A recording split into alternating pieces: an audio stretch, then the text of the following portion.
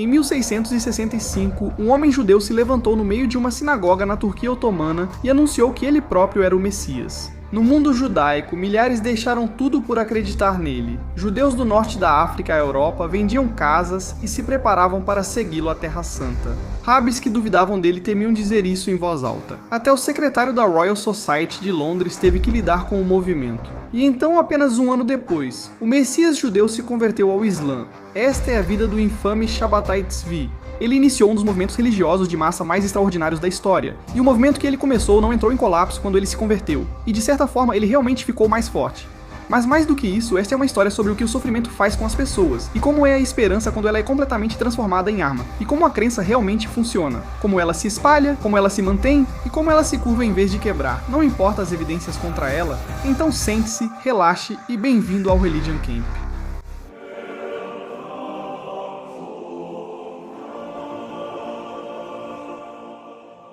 Oi pessoal, bem-vindos de volta ao Religion Camp. Sou Mark Canyon e agradeço por se juntar a mim na tenda, onde semanalmente exploramos histórias fascinantes e polêmicas de religiões do mundo todo. É isso que fazemos aqui. Essa é a minha tentativa de entender no que todo mundo acredita. Eu tento entender o melhor que posso meus semelhantes que vivem neste planeta, e eu realmente acho que a melhor maneira de entender os seres humanos é entendendo o Deus que eles adoram, como eles orientam suas vidas em torno do divino, para onde eles acham que estamos indo e, no fim das contas, de onde eles acham que viemos. Hoje não será diferente. Vamos explorar uma das figuras mais controversas da história das religiões. Ele é realmente fascinante. E eu acho que você vai ficar muito intrigado com essa história. Ela meio que conecta a Terra Santa ao Islã, ao judaísmo e a tudo que está entre eles. E ainda existem efeitos duradouros do legado desse cara e de como ele quase dividiu uma seita religiosa inteira. Quero dizer, coisas realmente insanas. Mas antes de começarmos, eu só quero agradecer muito a você por clicar nesse vídeo. De verdade, cara, toda vez que você clica em um episódio e apoia o programa, isso realmente faz meus sonhos se tornarem realidade. Isso me ajuda, sabe, a sustentar minha família. E obviamente isso ajuda a sustentar o hábito insano de compras online do Christus. Amo vocês, galera. Isso aí. Christus, qual foi a última coisa que você comprou online? Não quero falar sobre isso. Tudo bem, não vou te pressionar. Isso aqui é o Religion Camp. Vou mudar de atitude e oferecer a outra face. O episódio de hoje é um mergulho profundo e fascinante. Como sempre digo no início, não cresci judeu nem muçulmano. Se eu estiver esquecendo algo, por favor, me corrija. E também sobre a análise do Shabbatai Zev, alguns pontos. Acredito que usaram o legado dele para promover ideias odiosas sobre religiões. Mas este canal existe para valorizar o lado bom e analisar os aspectos curiosos das religiões. Vejo beleza em todas elas. E é isso, esse é meio que o ponto, eu só queria deixar isso claro logo de início. Em segundo lugar, isso é mais um mergulho em história e religião do que só teoria, mas a história é tão louca que pensei, precisamos falar disso no Religion Camp. Então, quem foi Shabbatai Zev e como era o mundo quando ele nasceu? Bem, vamos voltar lá para os anos 1600, e nos anos 1600 as coisas estavam ruins. Os historiadores costumam falar do século XVII como uma era de crise, especificamente na Europa e de modo geral no hemisfério norte. Você tem mudanças climáticas, pragas, guerras civis e violência, e tudo isso se sobrepõe em diferentes ondas por praticamente todo o mundo conhecido. E o sofrimento se prolongou por décadas, quero dizer, fomes, instabilidade e revoluções. Foi uma época realmente terrível, nem preciso dizer que eu não gostaria de ter vivido naquela época. E basicamente afetou todo mundo na Europa, Europa Ocidental e no Oriente Médio. Isso mudava profundamente a psique das pessoas daquela época. Para as comunidades judaicas era ainda pior. Quero dizer, foram séculos de perseguição, exílio forçado, massacres e todo tipo de trauma que continuava se acumulando. E então veio 1648 se houve uma onda de massacres brutais que varreu a Polônia e a Ucrânia, liderada por um comandante cossaco chamado Khmelnytsky. Ele exterminou uma comunidade judaica inteira de um dia para o outro. As tradições judaicas chamariam esses decretos de 1648 e 1649 de Gezrei Restakvit. Não falo hebraico ou yiddish perfeitamente, então peço desculpas se errei palavras. E alguns historiadores desses massacres específicos estimam que dezenas de milhares de judeus, possivelmente até mais, foram completamente exterminados. Quero dizer, cidades inteiras simplesmente desapareceram da noite para o dia por causa desse massacre. Então, em meados do século XVII, você tem gerações de pessoas que nunca realmente conheceram segurança de verdade, nunca conheceram um lar que não pudesse simplesmente ser tomado. E a pergunta paira sobre todos eles. Quando isso vai acabar? Quando o nosso Messias vai chegar? Décadas antes, o místico judeu Isaac Luria ofereceu uma explicação para todo esse sofrimento. Seus ensinamentos, o cerne do que ficou conhecido como Cabala Luriânica, basicamente diziam que a perseguição que sofriam não era aleatória. Era parte de um plano cósmico. O mundo estava quebrado de modo específico, com faíscas de santidade presas na escuridão, e a ação humana podia ajudar a reparar isso. Na verdade, nós fizemos um episódio inteiro sobre a teologia e a filosofia por trás da Cabala, se você tiver interesse em aprender mais sobre isso. Mas basicamente isso já existe no fundo da mente das pessoas.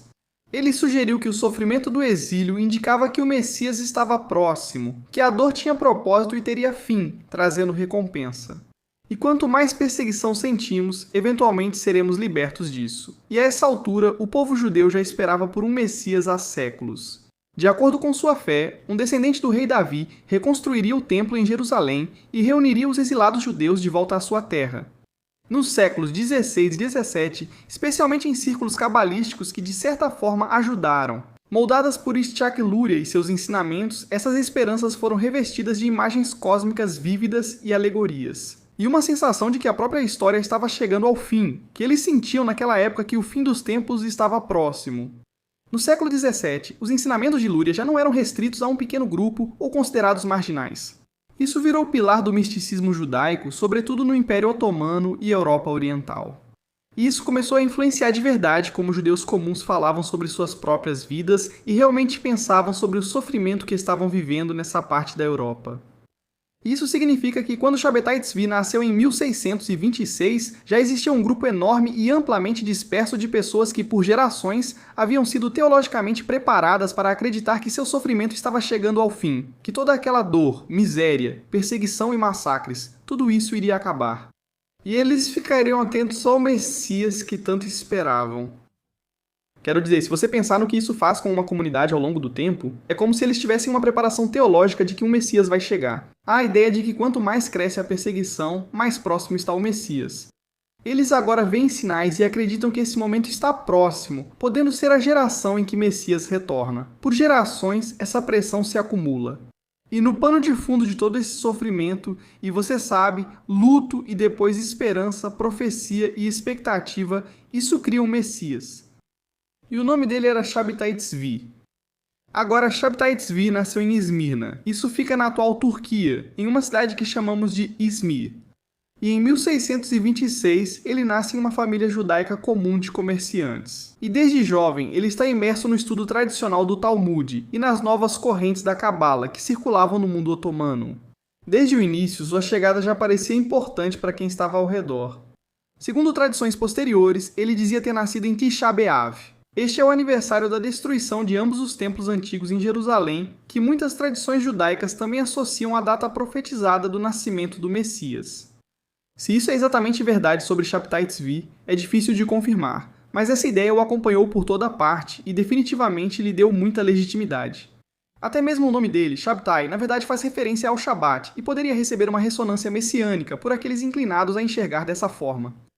Antes mesmo de ele ter feito qualquer coisa, o simbolismo em torno dele, do aniversário e do nome já começa a se formar. E claro, tem o próprio cara. Ele sempre foi carismático desde criança e tinha memória notável, segundo relatos. Aos 20 anos ele já havia recebido a ordenação rabínica dos principais estudiosos de Esmirna, algo notável para essa idade, já que rabinos costumam ser bem mais velhos. Então, aos 20 anos, ser realmente ordenado como rabino é algo inédito. Ele era bonito, tinha uma ótima voz para cantar e tinha aquele tipo de presença que fazia as pessoas simplesmente pararem e ouvirem o que ele dizia. Mas ele também era um pouco estranho. Ele apresentava ciclos de comportamento que muitos estudiosos modernos citariam basicamente como uma versão de transtorno bipolar. Ele via isso pela sua religião, tinha fases maníacas que pareciam momentos de iluminação quando sentia Deus falando e se conectava a ele. Ele passava por fases depressivas, sentindo que Deus se escondia dele, que estava banido para o tormento e que isso era um teste. Então, quando ele estava em baixa, ele simplesmente se isolava completamente, às vezes por semanas. E quando estava em alta, bem, as coisas ficavam fora de controle. Durante a euforia, ele se sentia compelido a violar a lei judaica. Ele fazia coisas como realizar esses rituais estranhos. Ele pronunciava publicamente o tetragrama, que é o nome sagrado e impronunciável de Deus. Ele o dizia em voz alta na sinagoga.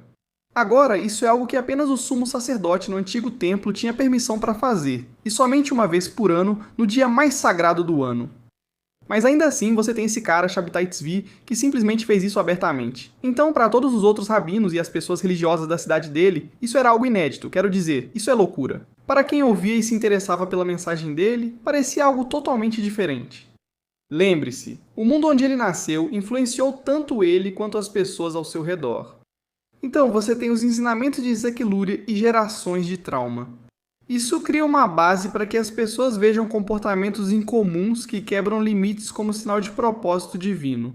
Então, os círculos posteriores, influenciados pelas ideias de Luria, basicamente começaram a pensar que o Messias talvez tivesse que agir além da lei. É claro que muitos rabinos e judeus rabínicos se concentram na lei e buscam entender seu real significado. Então, ver alguém que chega e está quebrando a lei é algo inédito. Shabtai Tzvi acreditava que quebrar a lei e explorar lugares sombrios permitia redimi-los. Na época de Shabtai, alguns seguidores viam um comportamento errático de transgredir regras como indício de uma missão superior, não algo desqualificante. Ele não apenas lia a Cabala Luriânica, ele realmente a vivia. Ele jejuava por dias seguidos, ele se banhava no mar, tipo na água do oceano mesmo, no inverno. Ele levava seu corpo a atos extremos de disciplina espiritual. Ele tinha inclinação para uma profunda solidão. Ele se casou 2 vezes cedo, mas ambos os casamentos acabaram porque ele nunca conversava com as esposas. Tipo, ele meio que só se casou com elas e depois foi embora. E elas acabaram pedindo o divórcio. Não era alguém com vida social comum que iniciou um movimento. Essa era uma pessoa que já nasceu com uma mente diferente, que provavelmente tinha questões de saúde mental. Nasceu em um período religioso, sabe, cheio de traumas, que realmente provocou toda essa tempestade perfeita. E essa tempestade realmente aconteceu no final da década de 1640. Esse período coincide com os massacres de Khmelnytsky, que devastaram comunidades judaicas na Polônia e Ucrânia. Sabbatai começou a fazer declarações quase messiânicas. Então, às vezes, ele ficava diante de seus seguidores e insinuava ou simplesmente dizia diretamente: "Ei, eu sou o Messias." E para provar isso, ele pronunciava o tetragrama em voz alta. Era como uma declaração, era algo bem direto, e ele dizia: "Eu vou provar isso para vocês." Só o sumo sacerdote pode fazer isso. Olhem, eu vou fazer. Os rabinos de Esmirna, como era esperado, não gostaram. Eles o excomungaram e expulsaram da cidade. Agora, aqui está algo que as pessoas nem sempre percebem nessa história. A vida de Sabbatai quase acabou ali. Quero dizer, ele passou a maior parte da década de 1650 meio que vagando de cidade em cidade, indo para diferentes vilarejos. Ele foi expulso de outra cidade chamada Salônica. Ele foi expulso de Constantinopla pelos mesmos motivos. Violava a lei judaica e praticava atos considerados estranhos. E claro, as pessoas religiosas da cidade e até mesmo o judeu comum que morava lá pensavam: olha, isso é loucura. Ele não está criando um movimento global, só sendo expulso de várias cidades. Mas a questão é que ele sempre tinha um pequeno grupo de pessoas que meio que acreditavam nele. Onde quer que ele fosse, alguém via algo nele, tipo, ele nunca começava do zero. Ele ia para uma cidade e conseguia uns 3 seguidores, ia para outra e conseguia mais uns 10. Eles só respondiam: ok, estamos ouvindo.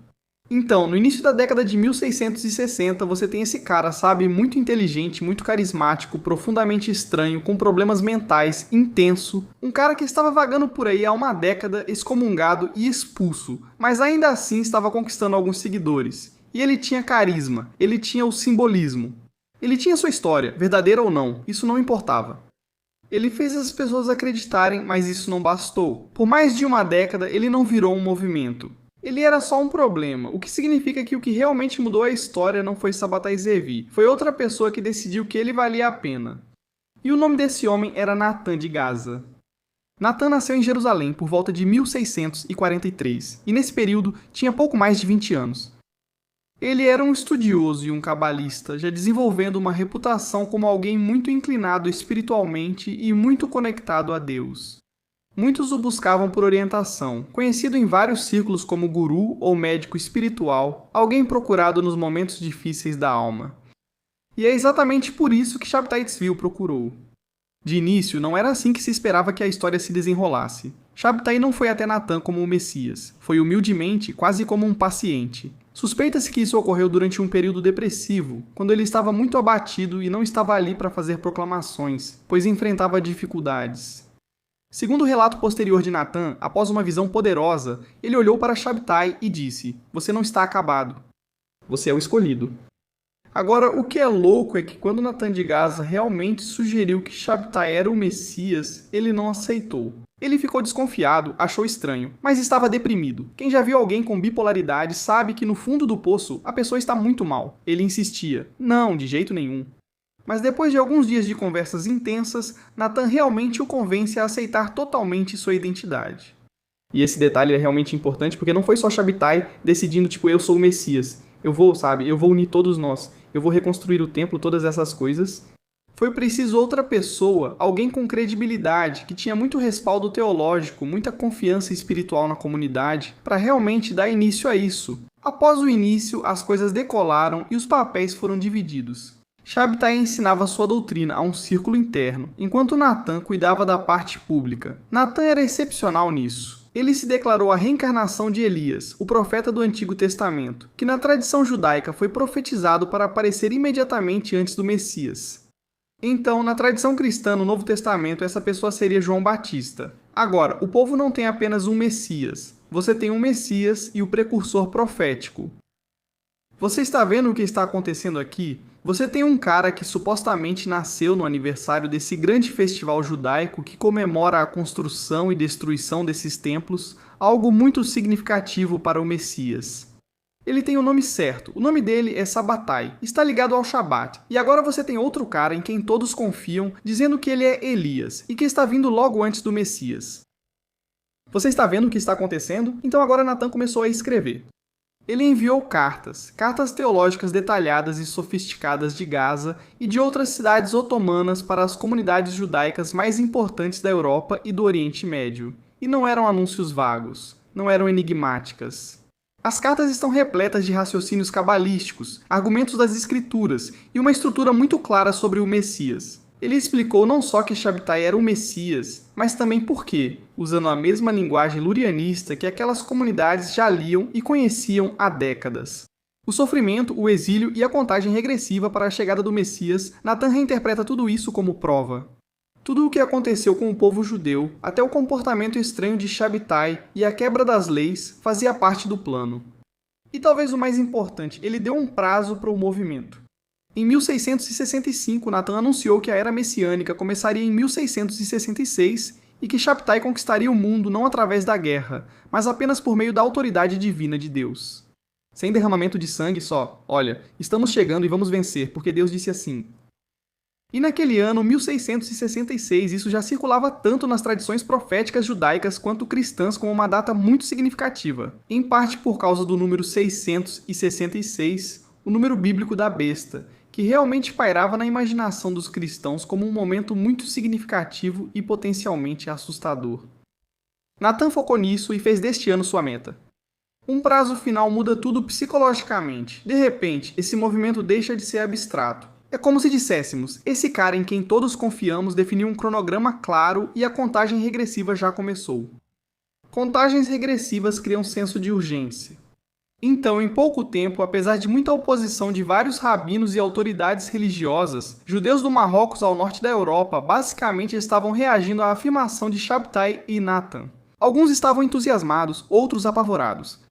E só para mencionar rapidamente, esse alcance geográfico vale a pena destacar. Estamos na década de 1660, não existe telégrafo. Não há prensa tipográfica em todas as cidades, apenas cartas, mercadores e o boca a boca circulando pelas rotas comerciais. E mesmo assim, a notícia chega basicamente a todo mundo conhecido. Judeus de vilarejos pelo mundo ouviam sobre essa ideia. Aparentemente há um Messias com todas as características e nascido nas datas certas. Natan de Gaza está promovendo isso e a notícia está se espalhando.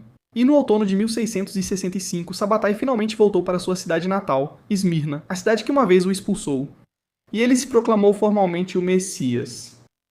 E ele não fez isso simplesmente em uma esquina qualquer. Ele fez isso na sinagoga de Esmirna. E o mais louco é que eles o aceitaram.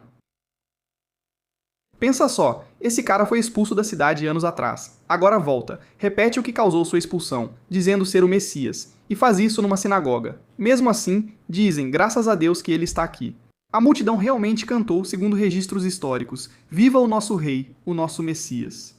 A cidade ficou em frenesi. Mulheres e crianças, todos foram tomados por aquilo de uma vez. Muitos venderam suas casas e começaram a se preparar para ir à Terra Santa. O movimento criado por Natan com as cartas agora se concretizara. Eles tinham um grupo real reunido em uma sinagoga em Esmirna, e tudo estava começando a acontecer. E quando Sabbatai finalmente está em Esmirna e se declara o Messias, a decisão já está tomada, não por ele, mas pelas milhares de pessoas que acreditam nisso, incluindo Natan. E cartas estão sendo enviadas, e esse é o ponto sem volta. E o que aconteceu? O que acontece em seguida não é só o movimento ganhando força. É como se o mundo inteiro entrasse em ebulição. No início de 1666, isso já não era mais algo local. Agora isso é muito maior do que isso. As cartas de Natan fizeram seu trabalho. A proclamação do shofar em Esmirna foi amplamente comentada e registrada. Agora, comunidades judaicas do mundo todo diziam: "Ei, tem um Messias, ele está aqui." E todo mundo em Esmirna está convencido de que é ele, então no mínimo eles estão curiosos. Agora, atos de fé em Shabbatai foram registrados na Polônia e na Alemanha, nos Estados Papais, no Marrocos, no Iêmen. E só essa lista já faria você parar pra pensar. Tipo, olha, você tem pessoas de todos esses países diferentes, não de cidades vizinhas. Comunidades separadas por milhares de milhas, com línguas e governantes distintos, todas na mesma onda. Agora a notícia se espalhou por toda parte, e judeus assimilados se arrependeram e voltaram à observância religiosa. E de forma surpreendente, descendentes de judeus que haviam sido convertidos à força ao cristianismo na Espanha e em Portugal muitas gerações antes, pessoas que passaram a vida inteira escondendo qualquer traço de sua identidade judaica, começaram a retornar abertamente às suas raízes. Pense nisso. Famílias que enterraram o judaísmo por gerações agora o resgatam, pois acreditam que o momento aguardado por seu povo e ancestrais finalmente chegou. O Messias retornou. Em várias regiões, quase todas as sinagogas exibiam as iniciais de Sabbatai nas paredes. Orações por ele foram incluídas nos cultos. Sua imagem apareceu em livros de oração, ao lado do rei Davi, considerado talvez o rei mais importante da história judaica. As pessoas deixaram o estudo tradicional e aderiram à prática mística. Em comunidades como Hamburgo, as pessoas passaram a rezar por ele não só aos sábados, mas também às segundas e quintas. Os que duvidavam dele eram pressionados a dizer amém em voz alta de qualquer forma. E esse detalhe é uma loucura. Havia uma pressão social crescente nessas comunidades para aceitar esse homem como Messias. Quando a maioria adota a crença, duvidar se torna arriscado. Ninguém quer ser o excluído. Tipo, se esse realmente é o Messias, você não quer ser aquele que está negando isso. Agora, como resultado, todos estão aderindo. Ao atingir um ponto de virada, até o cético mais ferrenho vai pelo menos considerar: talvez. Então todas essas pessoas, até mesmo aquelas com sérias dúvidas, agora estão aderindo. E quando você já assumiu isso em público, ficou na sinagoga e disse amém, fica bem mais difícil voltar atrás. Porque se ele não for o Messias, todos que foram enganados vão pensar: ah, foi mal, agora todos estão comprometidos. Veja como isso está virando um culto de verdade, sabe? Havia até rabinos que tinham dúvidas em particular, mas não queriam dizer nada porque tinham medo de que suas próprias congregações, sabe, se rebelassem. Ao mesmo tempo, havia rabinos influentes em outros lugares que estavam emitindo fortes condenações e proibições por escrito, alertando que esse movimento era perigoso. É herético, não é judaico, não está de acordo com a lei, isso é algo completamente diferente. Alguns mantiveram postura crítica e se posicionaram, mas muitos foram levados pela esperança, crença ou medo de suas congregações. O que acontece depois eleva o movimento a outro nível. Henrique Oldenburg, estudioso alemão e primeiro secretário da Sociedade Real de Londres, escreveu para o filósofo Baruch Spinoza sobre toda essa história de Sabbatai. Suas cartas relatavam o boato de que os israelitas voltavam ao seu país. Ele afirmou que, se confirmado, isso poderia causar uma revolução em tudo. Portanto, isso não era apenas um boato restrito às comunidades judaicas. Agora, isso estava na mesa dos principais intelectuais da Europa, que basicamente diziam: olha, seja esse um Messias verdadeiro ou não, há um movimento coletivo real acontecendo entre essa minoria religiosa e étnica. Precisamos estar atentos a isso. Lembre-se, este é o ano que Natan definiu como prazo final. Este é 1666, o ano em que tudo deveria acontecer. Sabbatai então fez um movimento que aumentou as apostas. Os judeus jejuam em alguns dias para lamentar a destruição dos antigos templos de Jerusalém. E Sabbatai aboliu oficialmente esses dias de jejum, declarando que, como o Messias havia chegado, não havia mais nada a ser lamentado. Ele anunciou que dentro de um ano o templo seria reconstruído. Quero dizer, essa é uma declaração extraordinária. E em um ano vamos reconstruir o templo em Jerusalém. E isso vai tão longe que chega aos ouvidos do sultão otomano. Para o sultão, isso não era uma questão espiritual. Esse é um homem cujos seguidores acreditavam que ele estava prestes a retomar Jerusalém, depor o sultão e derrubar o Império Otomano. Lembre-se, o Império Otomano controla a Terra Santa, o que fazia disso uma enorme ameaça política. Então, em fevereiro de 1666, enquanto Shabatai navegava em direção a Constantinopla, o grão-vizir otomano ordenou sua prisão imediata. Ele foi preso, mas nem mesmo essa prisão impediu a crença das pessoas. Quero dizer, obviamente, você pode imaginar que se o seu principal líder é preso, você pensa: ah, isso é um sinal ainda maior. As autoridades têm medo dele. Isso torna tudo ainda mais real.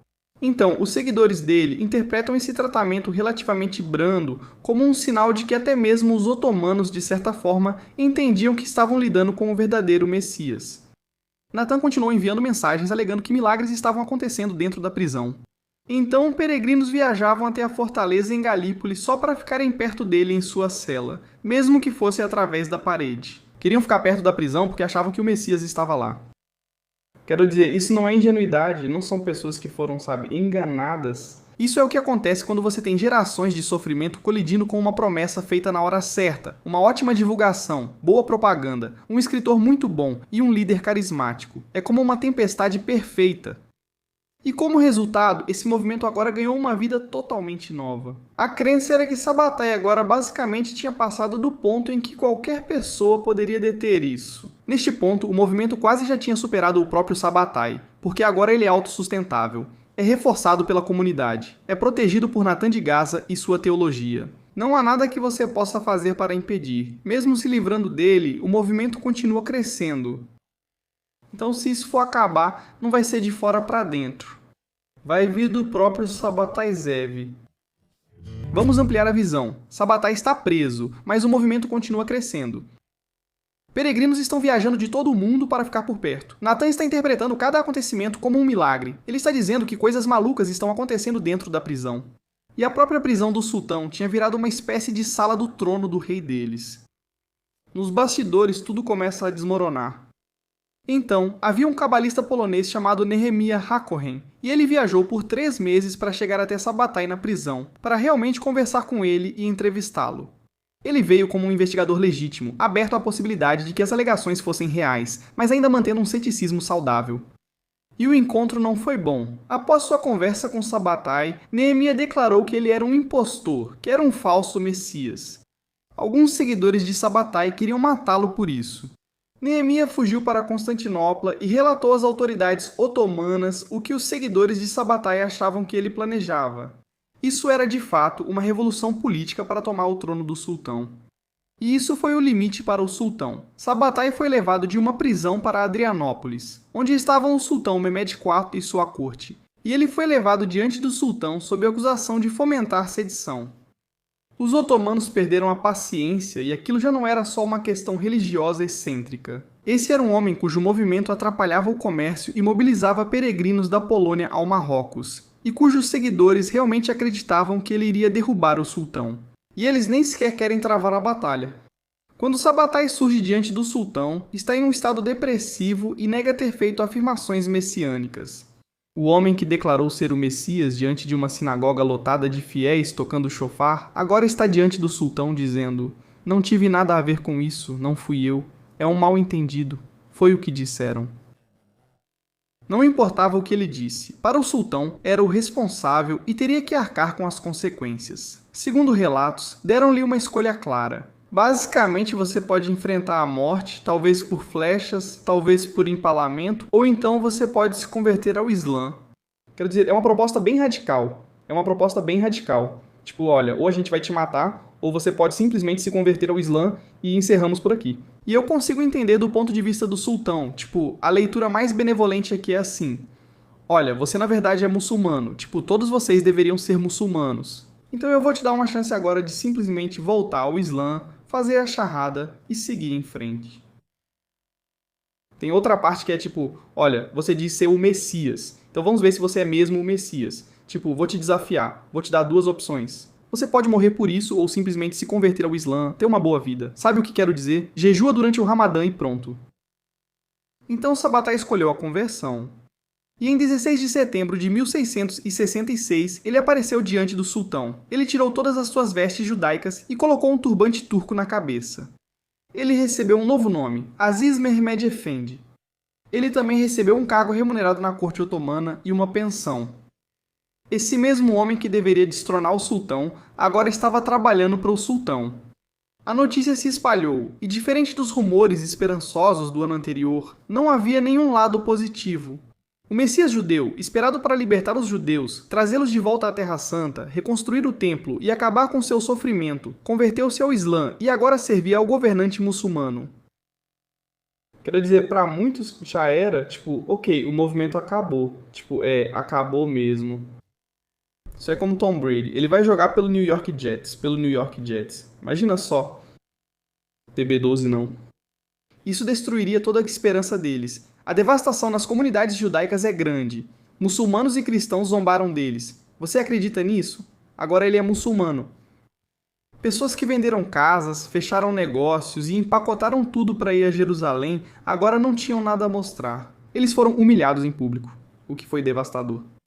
Na verdade, existe uma história transmitida em tradições posteriores que mostra exatamente o quão difícil isso foi. Segundo a história, ao se tornar muçulmano, Sabbatai sussurrou que só se converteria enquanto sua alma estivesse em seu corpo. Ao sair do corte do sultão, ele soltou um pássaro escondido sob a roupa e disse: "Agora a alma está liberta do corpo."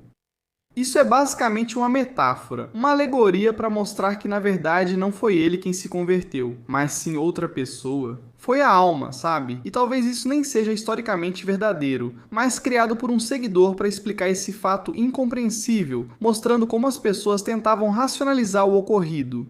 E o detalhe mais louco de todos, isso realmente mostra o quanto esse homem acreditava em si mesmo e quantas pessoas acreditavam nele. Cartas particulares dele dos anos seguintes indicam que Shabtai nunca abandonou completamente sua convicção messiânica. Ele viveu mais 10 anos como muçulmano, mas continuou praticando discretamente muitos rituais judaicos. Os otomanos acabaram exilando-o para uma pequena cidade na costa do Adriático, nos Balcãs otomanos, frequentemente identificada como Usinj, onde ele morreu em 1676, ainda praticando os ritos da fé que havia renunciado formalmente. Ele foi selvagem, brilhante e convicto até o fim.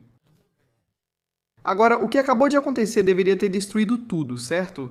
Esse Messias anima todos, suas palavras se espalham pela Europa, mas depois se converte ao Islã e serve ao sultão. Isso deveria ser o fim. As profecias terminam sem novo templo ou sacrifícios. Mas, para milhares de pessoas, ainda não é o fim. O importante aqui não é o colapso do movimento de Sabbatai Zev, mas como ele sobreviveu apesar disso. Agora você pensa que a história vai ter esse final trágico. O Messias se converte ao Islã, o sultão vence, tudo acabou, certo? Mas não é assim que funciona. Isso não é exclusivo dos anos 1600. Então, quando as pessoas entregam tudo a uma crença, a refutação dessa crença não é simplesmente aceita 100%. Tipo, beleza, acabou. Isso precisa ir para algum lugar. E a mente é muito criativa na forma como lidamos com essas coisas. Então, para um número significativo de seguidores de Shabtai Tzvi, a conversão não é o fim, é só um enigma. É como o QAnon. Eles tentaram resolver isso como podiam e incluíram no plano messiânico. E o argumento deles era basicamente assim: o Messias precisava descer às profundezas da impureza antes de poder ascender à santidade suprema. A conversão dele ao Islã não é traição. É necessário basicamente ter essa grande redenção. Essa é uma missão em território inimigo, o momento mais escuro antes do amanhecer, esse plano divino oculto. E se você entendesse bem de Cabala, daria para defender essa ideia. E Nathan, ainda acreditando, fez exatamente isso. Durante todo o processo, Nathan de Gaza, que apostou sua carreira nesse homem como o Messias, nunca abandonou a causa. Quando surgiam dúvidas, ele respondia. Quando Shabtai fazia algo chocante ou errático, Nathan sempre tinha uma explicação. Se os milagres não ocorriam, Nathan deixava sua posição clara. Devia-se acreditar no Messias sem provas. A verdadeira fé era crer mesmo assim. Ele passou o resto da vida construindo essa estrutura, e basicamente transformou a ausência de provas sobre Shabtai em um teste de devoção. Se precisa de um milagre para crer, talvez nem seja um verdadeiro crente. Essa era a ideia. E meio que funcionou. E essa ideia acabou até ganhando um nome, essa ideia de um pecado sagrado. E a teoria funciona mais ou menos assim. Os atos externos poderiam ser espiritualmente irrelevantes ou espiritualmente necessários, desde que a devoção interior estivesse intacta. Isso é tudo o que realmente importa. As regras das pessoas comuns não se aplicavam ao Messias, cuja missão exigia ir a lugares e fazer coisas que ninguém mais podia acompanhá-lo. As autoridades rabínicas tradicionais consideravam isso extremamente herético. E isso era uma ameaça direta às leis e à teologia judaicas. Foi uma atitude intelectual notável. Transformou a catástrofe em confirmação, o que funcionou para muitos. Então, existe um grupo chamado Dum, formado pelos seguidores mais devotos de Shabtai, pessoas que, como ele, se converteram ao Islã exteriormente, mas, em segredo, mantiveram vivos os rituais e crenças sabatistas por gerações. Eles desenvolveram sua própria teologia interna, suas próprias práticas secretas, suas próprias comunidades. E com o tempo, suas crenças internas se distanciaram significativamente tanto do judaísmo tradicional quanto do Islã tradicional. E eles se tornaram uma tradição híbrida distinta. Por fora, muçulmanos, mas por dentro, judeus. E por mais incrível que pareça, hoje existem estimativas sobre quantos descendentes dos Dumi existem na Turquia. E alguns dizem que pode haver dezenas de milhares. Mas é claro, esse tipo de segredo tácito torna realmente difícil colocar um número exato nisso. O movimento que parecia ter acabado em 1666 produziu uma comunidade que tecnicamente ainda está aqui até hoje, talvez até assistindo a este episódio. E os psicólogos até têm um nome para o que torna isso possível, isso se chama perseverança da crença. E o ponto central é este. Quando investimos muito em uma ideia, crença ou movimento, até financeiramente, não a abandonamos só porque as evidências são contrárias. A gente simplesmente muda as evidências, a gente muda as regras do jogo, a gente reformula os fracassos como se fossem, na verdade, um sucesso secreto que você simplesmente não entende. O próprio investimento se torna um motivo para continuar, porque a alternativa é, sabe, mais dolorosa do que encontrar uma nova explicação. Eu realmente acho que o QAnon é talvez a coisa mais próxima disso. Conversei com um ótimo jornalista. O jornalista Jennings Brown, especialista em cultos, me disse algo marcante. Você lembra desse episódio? Ele disse assim: a forma como esses cultos operam, especificamente cultos do fim do mundo, é tipo assim: ei, nessa data o mundo vai acabar. E aí o mundo não acaba. E eles olham para todo mundo e dizem: nós não estávamos prontos. Não fomos puros o bastante e teremos que tentar novamente no próximo ano. E algumas pessoas vão embora, mas as que ficam são na verdade as mais devotas. E como resultado, com o tempo você cria um núcleo ainda mais devoto. Isso não ocorreu apenas naquela época, mas ainda acontece hoje com cultos e movimentos comuns. Você doa dinheiro para uma causa e depois descobre que era totalmente furada. É mais fácil dizer que é propaganda ou que você não entende, do que admitir ter sido enganado, né? Como diz Mark Twain. É mais fácil enganar alguém do que convencê-lo de que foi enganado. Agora, Sabbatai Zevi morreu em 1676, exilado naquela pequena cidade no Adriático, ainda acendendo velas de Shabat em segredo, e foi geralmente esquecido pelo resto do mundo. Mas isso não é só uma história sobre os anos 1600, porque tudo o que a gente falou, toda a preparação e essas coisas, acontece de novo e de novo. Então deixa eu colocar dessa forma. A história de Sabbatai Zevi às vezes é contada como sendo sobre a credulidade das massas, e como você sabe, quando pessoas desesperadas encontram o vigarista certo, elas podem ser enganadas. E eu acho que o que isso deixa de lado é que o que realmente está acontecendo aqui é que as pessoas que acreditavam nele não eram tolas e nem estavam apenas desesperadas. Elas eram uma mistura de desesperadas e fiéis, certo? Elas tinham esse preparo teológico que fazia tudo isso fazer sentido. Elas viviam em comunidades onde crer era condição para pertencer. Quem não acreditava era exilado. Elas já tinham investido demais em certo ponto para poder voltar atrás sem perder algo fundamental sobre si mesmas. E isso é simplesmente a vida. Quero dizer, estamos fazendo isso o tempo todo. Pense em um candidato político que se envolve em um escândalo, sabe? Alguém que você ama que te trai. Ou como ser enganado por algum esquema financeiro. Todos nós, de certa forma, somos moldados pelos mundos em que nascemos e pelos países e culturas em que existimos. Todos temos estruturas que nos dizem o significado das coisas, em quem confiar e qual história vivemos. Então, quando alguém aparece e preenche todos os requisitos, é muito difícil ser cético. Quando alguém surge oferecendo uma cura para toda a dor e sofrimento que você está enfrentando, é difícil ser cético. Os rabinos que perceberam quem Shabtai Tzvi era não eram necessariamente mais inteligentes. Eles eram, em muitos casos, menos desesperados ou talvez menos solitários, ou tinham, sabe, apenas por circunstância, mais distanciamento da visão de mundo que fazia Shabtai parecer convincente, o que tornava mais fácil perceber o engano. Sabe? E isso significa que a questão aqui não é como eles acreditavam, é mais no que eu estou sendo preparado para acreditar agora. Tipo, qual que é a estrutura mental com que eu vejo o mundo em que vivo que eu simplesmente aceito sem realmente pensar sobre isso? E se a história de Sabbatai Zevi nos ensina alguma coisa, é que sempre existe uma base para que outra pessoa apareça. A questão é, conseguimos aprender com a história e prever isso antes que ocorra. E essa é a vida e a época de Sabbatai Zevi. Quero dizer, é fascinante como um cara pode aparecer e simplesmente manipular a história, ter seus próprios problemas de saúde mental e criar um movimento tão grande onde milhares de pessoas pensam: ah, é isso mesmo, vai acontecer, vamos nessa. E então tudo desmorona. E mesmo assim, ainda tem gente que continua acreditando nisso. Eu diria também que foi uma jogada inteligente do sultão. Como assim? Porque o sultão não precisa matá-lo. Se o sultão o mata, aí ele vira mártir. Você tem um mártir. O movimento continua. Se o sultão conseguir fazer com que ele renuncie a tudo em que sempre acreditou, de repente, o movimento morre. Nada externo pode impedir isso. Ele precisa renunciar por conta própria. Você não pode simplesmente forçar a renúncia dele. Quando pesquisei, pensei, por que mantê-lo na corte? Mas faz sentido, não dá para deixá-lo livre no mundo. Tipo, se você colocá-lo na prisão, você potencialmente fomenta uma rebelião. Você o coloca numa posição confortável e diz: pare com a revolução, pare com o movimento, e cuidaremos de você pelo resto da vida, basicamente te comprando. Muito esperto. Do ponto de vista do sultão, isso é uma jogada política de alto nível, pois interrompeu imediatamente toda a sua revolução. É improvável que eles conseguissem fomentar uma revolução para retomar a Terra Santa. Mas isso ia causar dor de cabeça, ia causar uma escaramuça, talvez algum ato terrorista, algumas mortes, e esse sultão conseguiu basicamente evitar tudo isso. Agora tem outro cara que tá ligado a Sabbatai Zevi, e o nome dele é Jacob Frank. Agora, esse cara Jacob Frank é fascinante.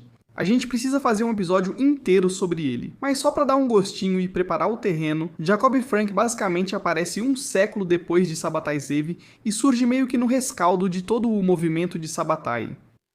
E basicamente ele surge por volta do século XVIII na Europa Oriental, e lidera essa seita judaica que depois ficou conhecida como os franquistas. Seus ensinamentos quebram todas as leis judaicas tradicionais, e ele começa a promover o que eles chamam de ideias antinomianas. Essa é a ideia de que as leis religiosas podem e devem ser derrubadas, incorporando elementos da cultura cristã e de todas as culturas ao redor. Houve até alegações de que ele realizava rituais sexuais selvagens para quebrar leis e assim se aproximar de Deus, que ao violar as leis ocorre uma espécie de purificação espiritual. Surgiram acusações de orgias sexuais e coisas assim. Agora Frank ganhou seguidores na Polônia e depois no Império Otomano, onde ele basicamente invocava Sabbatai Zevi. Ele tinha práticas chocantes e extremas, atraindo muitos seguidores e também oposição. Então Jacob Frank basicamente invoca Sabbatai Zevi e afirma que ele é na verdade o sucessor de Zevi, ou a reencarnação de Sabbatai Zevi. Basicamente leva as ideias sabbatianas ainda mais longe, especialmente a de que quebrar normas religiosas era parte da transformação espiritual. E nesse sentido, o franquismo pode ser entendido como um desdobramento radical do movimento sabbatiano, pegando as bases místicas e meio controversas sobre o Messias e todas essas coisas, e também muito do conteúdo da Cabala, e levando isso a um nível mais extremo e condensado. Atualmente, quando falam dos franquistas sabbataístas, geralmente se referem a esse ramo específico, seguidores de, você pode imaginar, do judaísmo para o judaísmo cabalístico, depois para o judaísmo sabbataísta, e então para o judaísmo franquista, tipo judaísmo sabbataísta franquista. É um ramo totalmente herege e insano que, na verdade, nenhum judeu realmente acredita. Ainda persiste no imaginário cultural por ser uma história tão maluca. Você diria que Sabbatai Zevi abriu caminho para Jacob Frank correr? Literalmente isso, mas é simplesmente insano. Quero dizer, é realmente meio chocante quantas pessoas podem embarcar numa ideia quando já compraram a ideia. Sabe, quando elas querem que algo seja real, elas conseguem tornar aquilo real. Isso é, bem chocante pra mim, mas como eu disse, já mencionei Canon algumas vezes, quantas pessoas achavam que o Trump era bom e ficaram totalmente envolvidas com ele. E aí ele começou a fazer coisas que não batiam com o que eles acreditavam. Ele não está drenando o pântano, ele não está, prendendo a Hillary Clinton, ele não está fazendo todas as coisas que ele meio que disse que faria. Eles racionalizam e acham um fórum de mensagens que diz: procurem esse sinal, vai acontecer, vamos retomar o país e assim por diante. E as pessoas simplesmente embarcaram nessa. E é assim, isso acontece o tempo todo e é fácil apontar o dedo, e zombar, e rir e tirar sarro das pessoas que embarcam nessas coisas, mas todos nós meio que estamos embarcando nisso também. Dependendo da situação, quem sabe o que é, mas eu acho que é. Se tem algo que você pode tirar desse episódio, é que vale a pena dar um passo atrás e realmente refletir sobre a sua vida. Pensar no que eu estou condicionado, no que eu acredito só porque eu acredito. Sabe, não estou dizendo que você precisa repensar toda a sua vida, mas tipo, sério, passar um pente fino mesmo, pensar, por exemplo, as pessoas, a gente acredita que existe toda essa corrupção política que acontece na Rússia, mas a gente não acha que acontece aqui. Sabe o que quero dizer? Ouvi pessoas falando que cientistas estão morrendo e outros dizem: o que é isso? Somos a Rússia? E eu fico pensando, existe uma chance de que os Estados Unidos tenham matado mais pessoas do que a Rússia. Tipo, a gente fala como se a Rússia fosse obviamente a pior, mas por que a gente está condicionado a acreditar nisso? Tipo, isso provavelmente é só um resquício da Guerra Fria, daqueles ideais comunistas. Tipo, esses caras são obviamente ruins, tudo que eles fazem é ruim. O mesmo com a China, claro, esses governos fazem coisas terríveis. Não digo que eles sejam perfeitos, mas achar que isso só ocorre lá e não aqui é engraçado. Acho que o Patriot Act e as revelações da NSA provaram isso. Mesmo assim, diziam que os Estados Unidos não espionam seus próprios cidadãos. Isso é coisa de russo, mas a gente também faz. É isso que você procura quando espalha propaganda. Exatamente, é isso. Sim, é só algo pra ficar atento, sabe? Essas pessoas que seguiram Sabbatai Zevi não eram burras, só estavam um pouco desesperadas e teologicamente preparadas. E, sim, eles estavam prontos para que isso acontecesse e começaram a acreditar um pouco, e quando você começa a acreditar um pouco, é difícil voltar atrás. Mas enfim, deixei passar alguma coisa? Por favor, me avise. Se você cresceu em uma família judaica, se conhece essa história, se você é um estudioso de Sabbatai Zev e já pesquisou sobre isso, eu adoraria saber o que você pensa. Por favor, deixe um comentário. Eu leio todos eles. Adoro ver o que vocês dizem, principalmente se houver contribuições interessantes. Acho isso ótimo. E se gosta de conteúdo de história, tem uma ótima notícia. Nós temos o History Camp. É lá que falamos sobre tudo o que já aconteceu. Se você quer saber o que está acontecendo agora e gosta de teorias, investigações profundas e todo tipo de coisa conspiratória, bem, nós temos o Camp Gagnon, onde eu faço exatamente isso. E se você gosta desse clima religioso, onde falamos sobre tudo relacionado ao divino, o que as pessoas acreditam, a natureza da crença de todas as religiões do mundo, bem, é para isso que serve o Religion Camp. Deus abençoe vocês. Tenham um domingo abençoado e que a paz esteja com todos. Vejo vocês na próxima. Até mais.